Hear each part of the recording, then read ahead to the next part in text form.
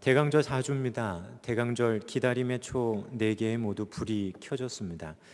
전심으로 주님 오심을 기다리며 예배하는 신광의 모든 성도님들 가운데 좋으신 하나님의 은총이 여러분과 함께 하시기를 우리 주님의 이름으로 축원을 드립니다. 좌우에 계신 분들과 그렇게 평화의 인사를 나누셨으면 좋겠습니다. 하나님의 은총이 당신과 함께 하시기를 바랍니다. 자, 앞뒤에 계신 분들과 인사하실 때는 그렇게 인사하셨으면 좋겠습니다. 전심으로 그분을 찾읍시다. 주님을 찾아 먼 길을 온 박사들의 이야기가 오늘 성경의 본문에 나옵니다. 교회를 다니지 않는 사람들도 아기 예수님을 찾아온 동방 박사들에 대한 이야기는 알고 있을 정도로 오늘 본문의 이야기는 우리에게 잘 알려져 있고 또한 우리에게 익숙한 내용들입니다. 그들이 찾아왔습니다. 그리고 그들이 찾아온 걸 우리가 또한 압니다.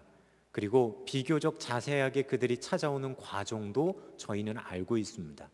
왜냐하면 어려서부터 교회에서 신앙생활했다면 한 번쯤은 동방박사 역할을 해봤던, 아니면 함께 왔던 일행의 역할을 해봤던, 그 성극 가운데서 늘상 성탄절에 동방박사 오는 연극을 하거나 아니면 작은 극들을 하면서 주인공이 돼본 경험들이 우리에게는 있기 때문입니다.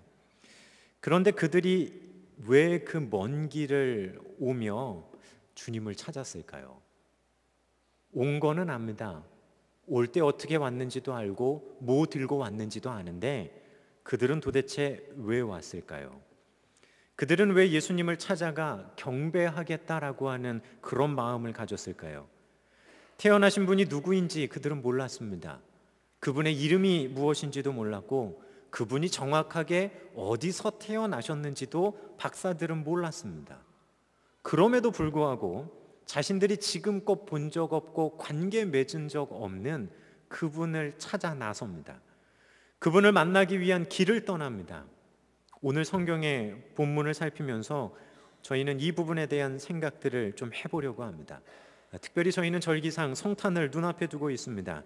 아기 예수님의 탄생을 기다리는 우리가 오늘 성경의 본문을 통해 어떤 도전을 받고 어떤 교훈이 그 속에 있는지를 잠시 생각하며 나누어 보려고 합니다. 성경의 본문에 보게 되어지면 그들을 박사라고 표현합니다. 근데 헬라어 원문을 보게 되어지면 이 사람들을 마고스라고 하는 단어로 표현합니다. 마고스라고 하는 이 말은 단순히 많이 배웠고 연구하는 그런 우리가 이해하는 박사들을 나타내는 언어가 아닙니다. 실제로 이 마고스라고 하는 이 단어는 메데나 페르시아 제국 지역에 있었던 사제 계급을 이야기할 때 이 마고스라고 하는 말을 사용하기 때문입니다. 실제로 페르시아의 두 번째 왕이었던 캄비세스가 애굽으로 원장을 떠나면서 자신의 친동생이 반란을 낼 것을 두려워하고 동생 스메르디스를 죽이고 애굽으로 원정을 갑니다. 그때 자신의 수도에서 어떤 사람들이 죽은 동생을 대신해서 가짜 스메르디스를 내세우고 반란을 일으킵니다. 근데 그 반란의 배후에 있었던 사람들이 누구였냐 하면 페르시아 제국에 있었던 사제 계급들, 그들을 마고스라고 표현하고 있기 때문입니다. 그렇다고 한다면 우리말 성경에 그냥 박사로 표현되어져 있지만 많이 배운 그런 의미가 아니라 이들은 페르시아 지역에 있었던 사제 계급이거나 하늘의 천문을 보고 하늘에서 되어질 일들, 앞으로 되어질 일들을 점치는 사람들이었다라고 하는 것쯤을 우리가 예상해 볼 수가 있습니다. 근데 이들이 그냥 우리가 생각하는 점집의 개념이 아니라 왕실에 속해서 앞으로 나라가 어떻게 되어질지, 세상이 어떻게 되어져 갈지를 하늘을 보고 점치고 왕에게 조언하는 당시의 왕의 조언자들이었고 당시 세계의 지혜를 아우르고 있는 지혜자들이었다라고 하는 걸 우리는 또한 기억해 보아야 합니다. 그들이 지금 예수님을 찾아 나서고 있습니다. 자, 박사들이라고 성경은 이야기합니다. 우리는 동방박사 하면 세 사람을 제일 먼저 머릿속에 그려봅니다. 그리고 동방박사 세 사람 가운데 한 명의 역할을 했던 적도 아마 우리에게는 있을 겁니다. 하지만 성경에는 동방박사가 세 사람이라고 하는 그런 기록은 나타나 있지 않습니다. 우리가 부르는 찬송가에 동방박사 세 사람, 그리고 그들이 드렸던 예물이 세 가지니까 세 사람이었을 거야 라고 우리는 쉽게 생각합니다. 하지만 성경의 원문에는 세 사람으로 묘사하고 있지 않습니다. 단순히 복수로 표현합니다. 박사들이 왔다는 겁니다. 그 말의 의미는 적어도 2명, 그리고 그 이상의 많은 사람도 될 수 있다는 의미일 겁니다. 동방의 박사들이 예루살렘에 옵니다. 근데 중요한 것은 예루살렘에 이들이 도착하고 태어나신 왕이 어디 있느냐라고 하는 말을 하자 예루살렘 전체가 소동했다는 겁니다. 예루살렘이 소동할 정도의 소식이었다라고 한다면 단순히 2-3 사람 와가지고 이야기한다고 예루살렘 왕실이 그렇게 예루살렘 도시 전체가 소동할 일은 없었을지 모릅니다. 그래서 저는 오늘 성경의 본문 말씀을 읽을 때면 늘상 그런 생각을 해봅니다.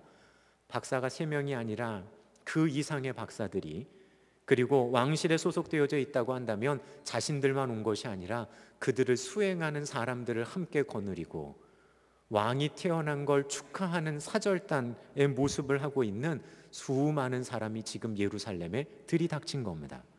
그런데 정작 예루살렘은 왕으로 나신이도 없었고 그것으로 인해 축제 분위기도 전혀 아니었는데, 전혀 다른 분위기에 그것도 이방의 사람들이 왕의 탄생을 축하하기 위해 왔다라고 하는 그 도착과 동시에 예루살렘은 소동할 수밖에 없었다라고 하는 그 사실입니다.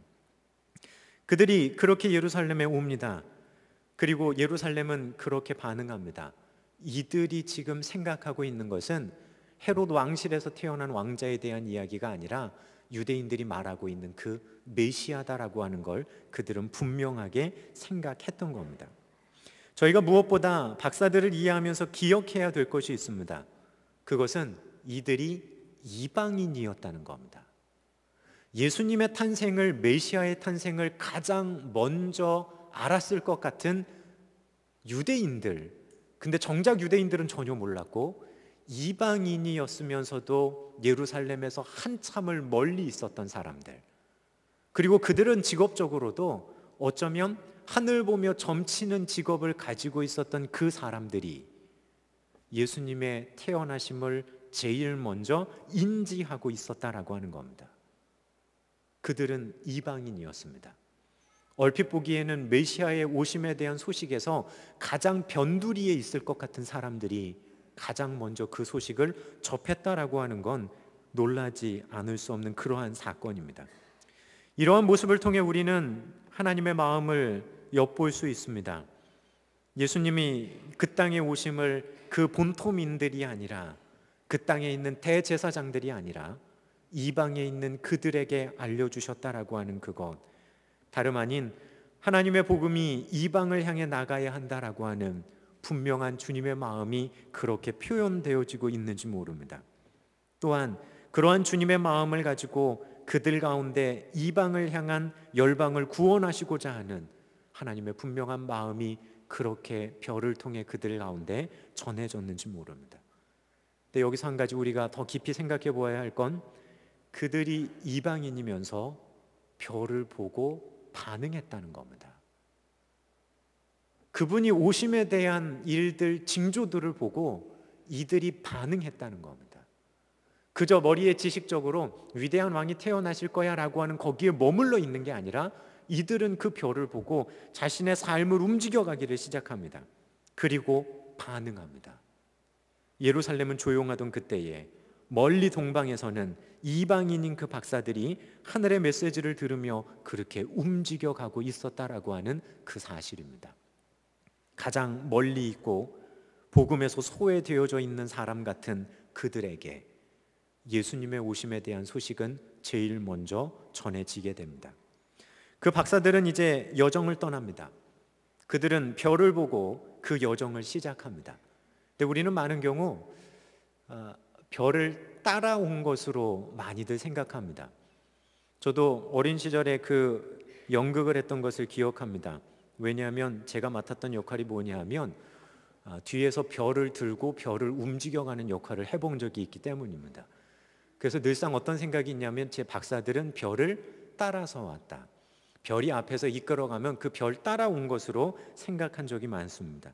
근데 처음에 이야기하는 2절에 말하는 그의 별을 보고라고 하는 이 말은 헬라어 시제로 단순 과거가 쓰입니다.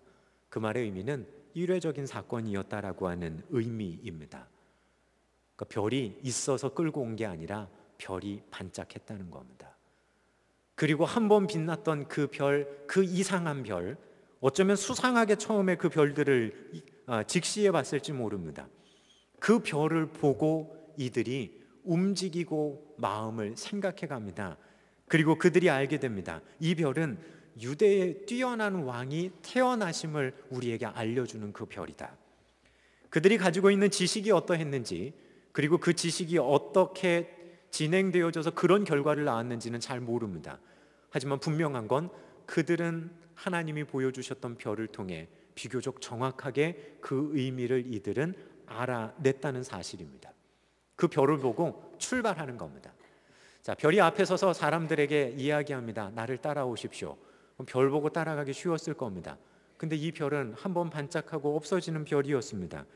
그 별을 연구하고 결론 내린 그것 가지고 이들은 먼 예루살렘까지의 여정을 시작합니다. 바벨론에 있었다라고 한다면 그들은 약 1500km를 가야 합니다.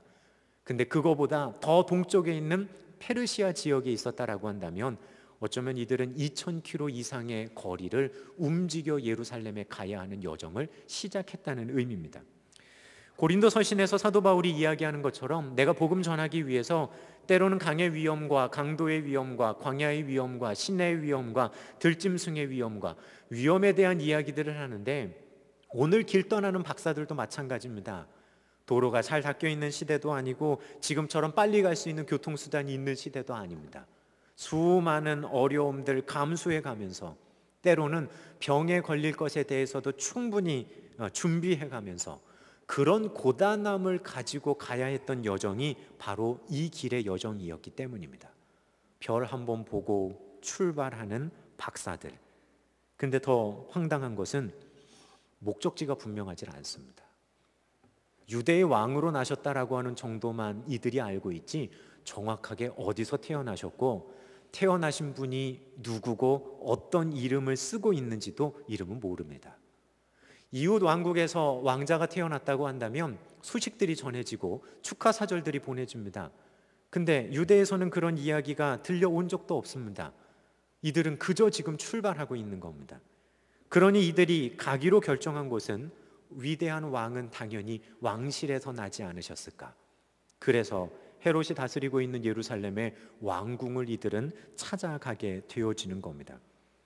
정확하게 그곳이다라고 하는 마음 어쩌면 이들에게는 없었는지 모릅니다. 그저 추측하고 생각해보고 거기 가면 만날 수 있지 않을까. 근데 오히려 이들의 예루살렘의 방문은 헤롯의 왕실을 발칵 뒤집어 놨습니다.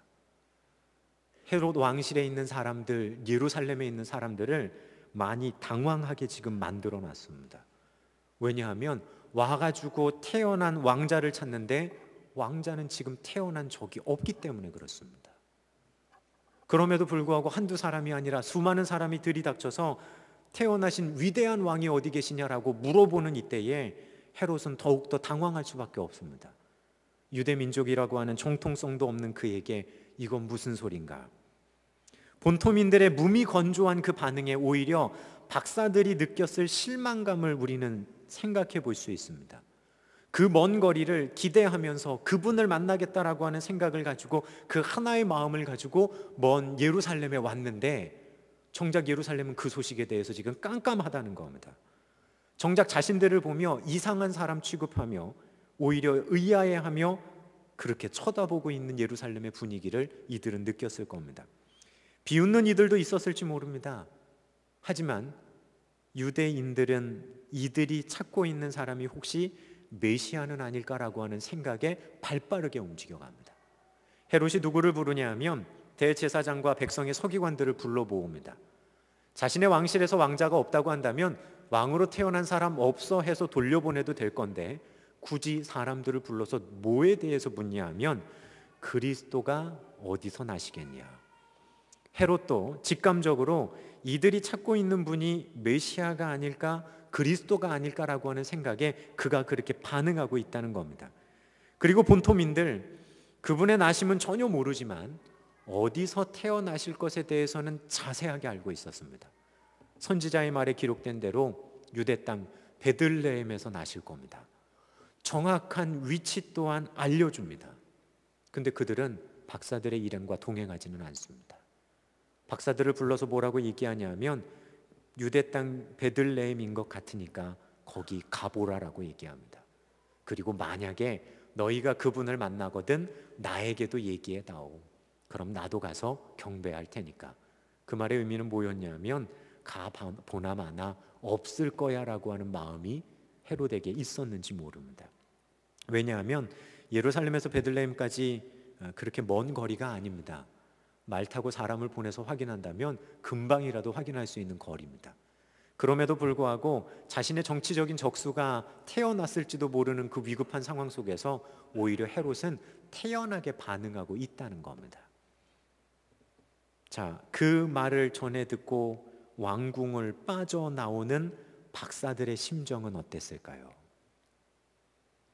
오히려 본토민들의 그 무미건조한 반응들 앞에 우리가 틀렸는지 몰라 라고 하는 실망감이 그들을 엄습하고 있었을지 모릅니다. 우리가 잘못 생각했나 봐. 우리가 잘못 보고 왔나 봐.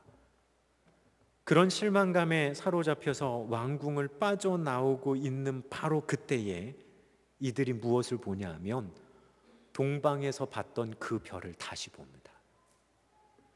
그리고 그때 이 별은 없어지지 않습니다. 그들 앞에 서서 그들을 인도해서 베들레헴까지 가기를 시작합니다.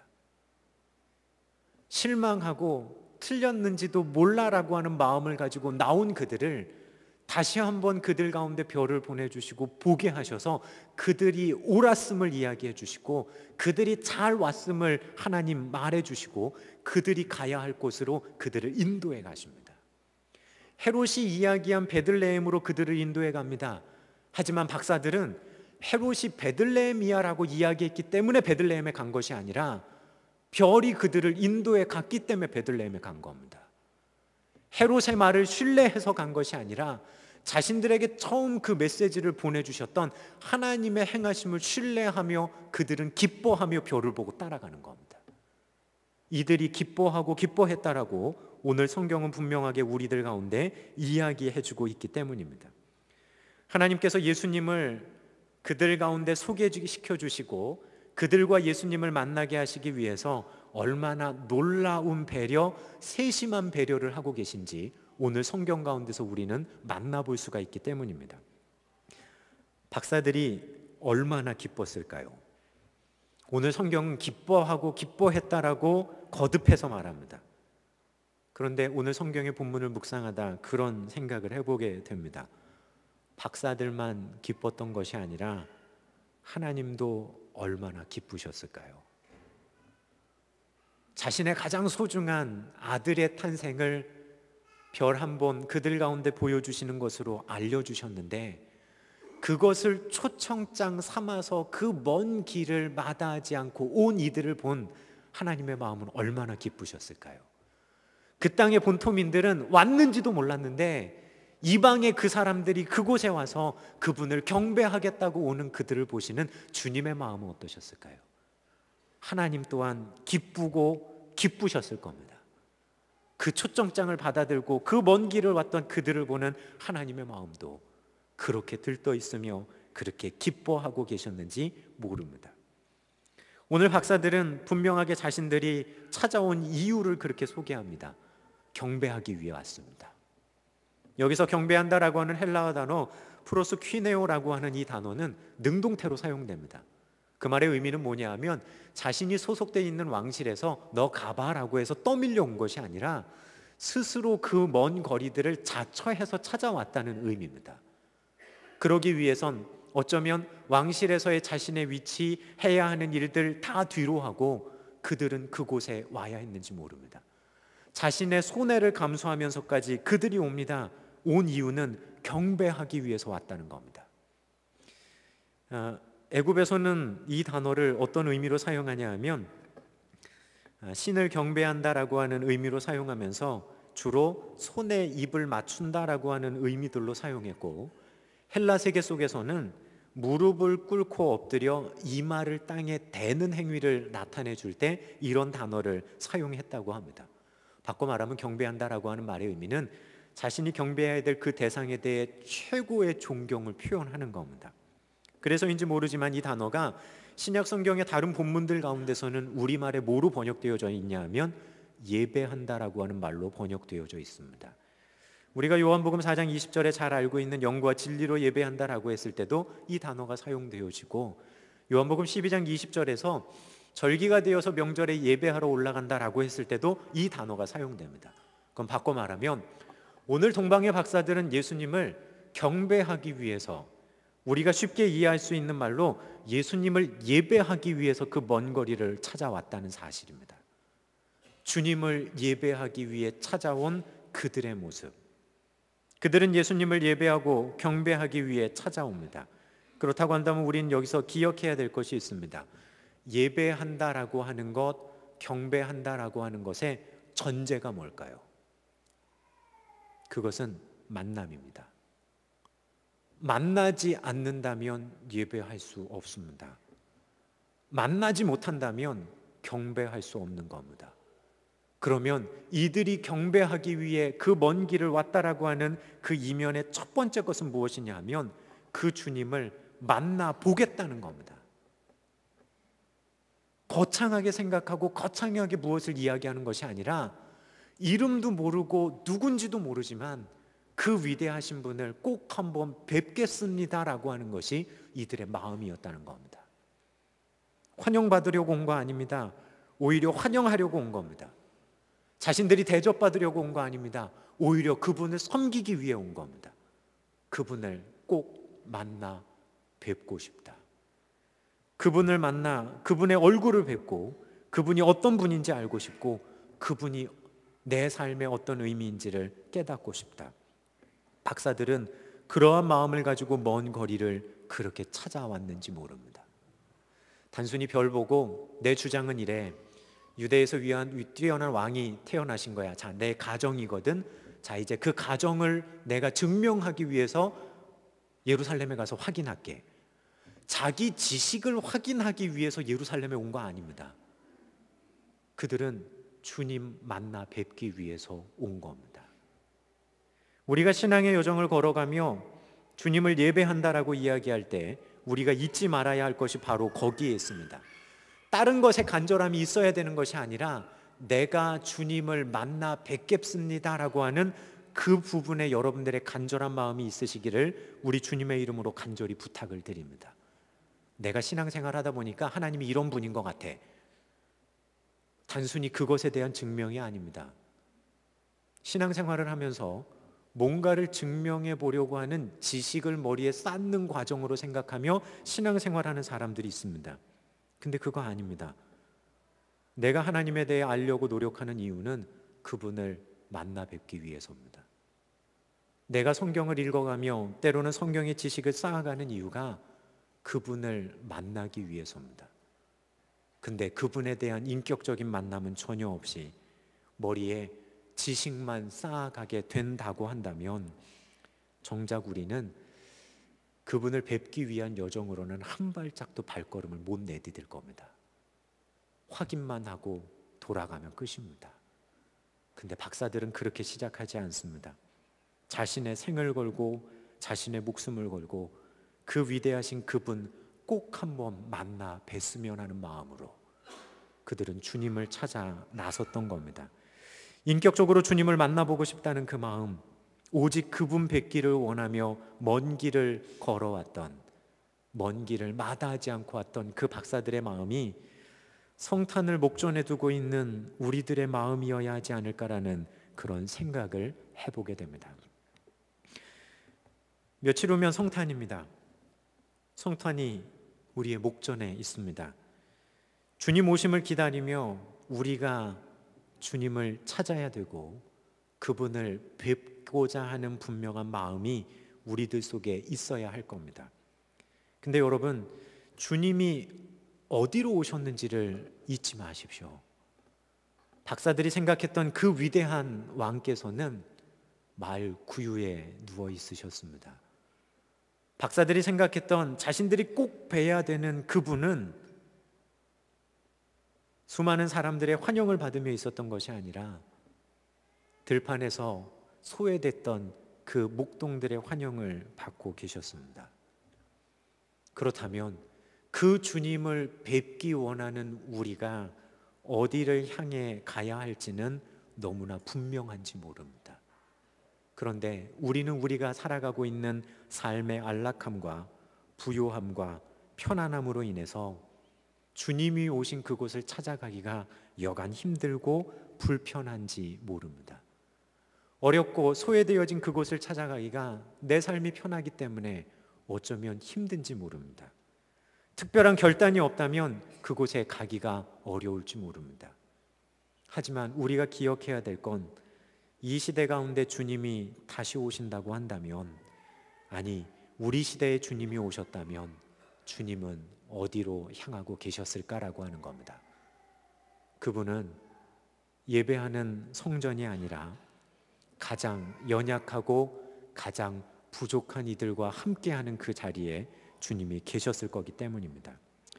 주님을 찾고자 하며 그분을 만나고자 하는, 그분을 뵙고자 하는 분명한 마음이 있으십니까? 그렇다고 한다면 이번 성탄 여러분들 주변에 있는 낮고 낮은 자리를 찾아갈 수 있는 우리 신광의 성도님들 되시기를 부탁을 드립니다. 그리로 나가는 여정이 불편할지라도, 그리로 나간다고 해서 분명하게 주님이 이곳에 계신가라고 하는 마음이 확신이 우리들 가운데 없을지라도 성경에 그곳에 임하셨던 주님을 기억하며 우리가 그곳을 찾아가야 한다는 겁니다. 거창하게 우리 이거 해봅시다라고 하는 마음 여러분 갖지 마십시오. 여러분들 개인적으로 내 주위에 내가 돌봐야 될 연약한 사람이 누가 있는지만 생각해 보십시오. 그리고 이번 성탄 그리로 향해 여러분들의 발걸음을 잠시라도 옮겨가십시오. 바로 그곳에 하나님의 은총이 임하실 겁니다. 2000여 년 전 이 땅에 오셨던 것처럼 그렇게 하나님의 임재하심이 그곳 가운데 있을 겁니다. 저는 개인적으로 지난 한 주간 말씀을 준비하면서 계속 마음에 떠나지 않는, 이번 성탄에 내가 꼭 한번 그래 하나님 주시는 마음으로 알고 돌봐야 하는 곳이 있다라고 하는 그런 곳이 있습니다. 몇 주 전에 강원도 정선에서 교회에 화재가 났습니다. 그래서 교회와 목사님 사는 사택 새벽에 났으니까 전부 다 소실되고 아무것도 남은 것이 없다는 겁니다. 추운 겨울 하필 교회에 불이 나서 그곳에서 예배드려야 할 성도들이 예배할 곳도 없고, 또한 그곳을 지키는 이들도 자신이 기거해야 될 그곳마저도 다 없어진 그곳. 말씀을 준비하며 그곳이 어쩌면 주님이 오신다고 한다면 그들 가운데 오셔서 그들을 위로하시지 않을까, 그런 마음이 자꾸 드는 그런 시간들을 보냈습니다. 그래서 개인적으로 마음에 그런 다짐을 했습니다. 주님 오심을 기다리며 주님 뵙기 위해 그곳에 가겠습니다. 여러분들 주변에서 여러분들 각자 경험하고 있는 작은 어려움 가운데 있는 이들을 한번 떠올려 보십시오. 그리고 주님 오실 그 시간들을 기대하며 찾아가며 그들 가운데 함께 희망의 노래를 부를 수 있었으면 좋겠습니다. 실망한 이들에게 위로를 주며 다시 한번 희망을 말하고 끊을 수 없는 하나님의 사랑을 이야기하며 죄로 인해 죽을 수밖에 없었던 우리에게 주신 하나님의 그 희망의 메시지를 노래하며 그렇게 이번 성탄 주님을 뵐 수 있는 우리 신광의 모든 성도님들 되시기를 주님의 이름으로 축원을 드립니다. 기도하겠습니다.